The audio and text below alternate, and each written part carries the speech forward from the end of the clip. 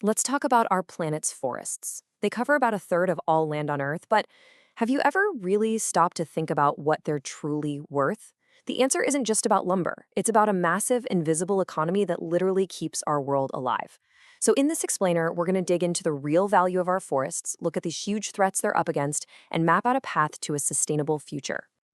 Let's just start with a number that is, well, it's kind of hard to wrap your head around. $9.1 trillion. dollars. And no, that's not the value of all the wood and paper. That's the estimated price tag for the free services that forests give us every single year. Things like clean air, fresh water, a stable climate. To put that in perspective, that's more than the economies of Japan, Germany, and the UK combined. It's a huge reminder that the most valuable things our forests do for us are often the things we don't even see. All right, so here's our game plan. First, we'll dive deep into that priceless value. Then, we'll get into how forests are actually classified. From there, we'll face the tough stuff, the major threats, before shifting to a blueprint for real, sustainable solutions. And finally, we'll talk about the role each of us can play in all of this. Okay, first up, let's get right to the heart of what's truly at stake here. We need to understand the two critical and very different ways our forests support pretty much all life on Earth. So think of it like two sides of the same coin.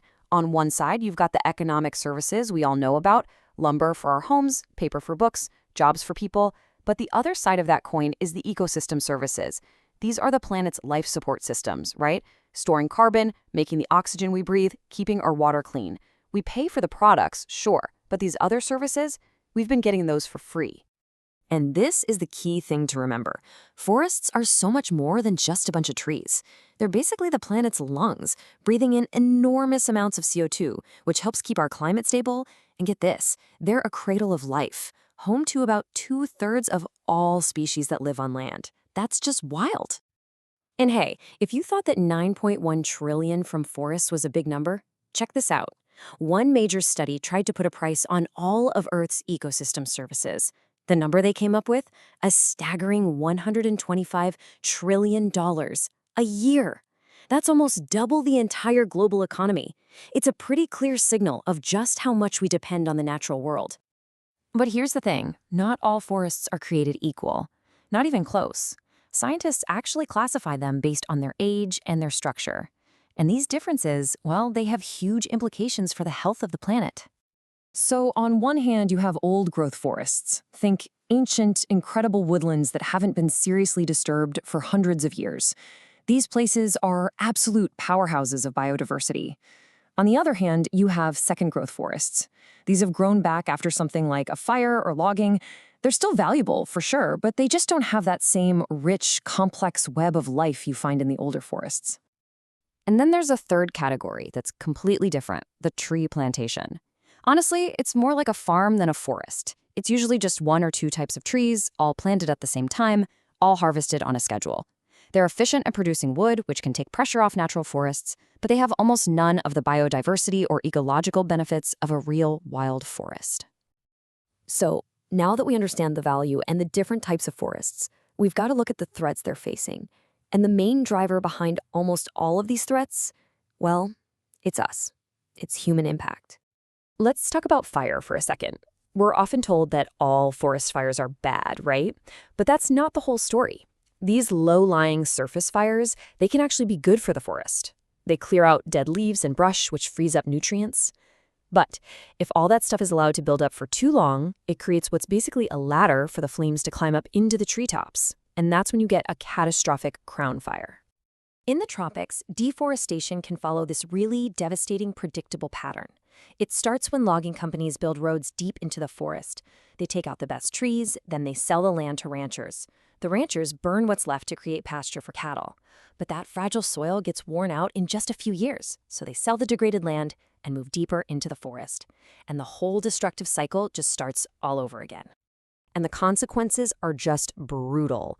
Deforestation leads to terrible soil erosion, polluted water, and more flooding. It wipes out habitats, pushing so many species to the brink of extinction. And maybe the scariest part, it releases all of that carbon the trees were storing right back into the atmosphere, which directly fuels climate change. Okay, that's a pretty bleak picture, I know. But it is not the end of the story. So let's shift our focus to the solutions. Because there is absolutely a blueprint for how we can manage our forests way more sustainably. A very common method for harvesting timber is clear cutting, and it's exactly what it sounds like. Every single tree in an area is cut down. It's fast and efficient for the logging companies, but the ecological price tag is incredibly high.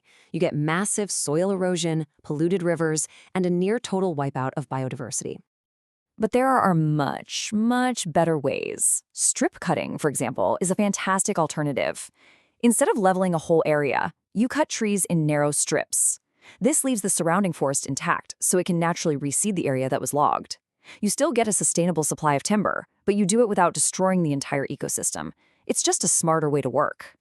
On a global scale, there are some really creative financial tools being used too. For instance, something called a debt for nature swap. It's basically where a wealthier country says to a developing nation, hey, we'll forgive some of your debt, and in return, you invest that money into protecting your forests. Another cool idea is conservation concessions, where countries are basically paid to protect their natural resources. It makes saving the forest more profitable than cutting it down.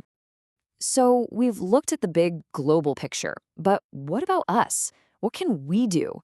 This last part is all about connecting these huge problems to the power of our own personal actions. Just let this number sink in for a second. How is it even possible that up to 60% of the wood consumed in a country like the United States is just wasted? It sounds totally unbelievable, but the sources of all this waste are all around us. It's coming from things like inefficient construction, all that excessive packaging on everything we buy, tons and tons of junk mail, and just not recycling enough paper. But you know what? This also points to a really simple choice we can all make. Just by choosing reusable things, like a coffee mug or shopping bags instead of the throwaway paper versions, we can collectively make a massive difference. Here's another really powerful tool you can use every day. When you're shopping for anything made of wood or paper, look for this FSC logo. The Forest Stewardship Council certifies that that product came from a forest that's being managed responsibly, environmentally and socially. It is a direct way for you to vote with your wallet for healthier forests. And please, never doubt the power of one person.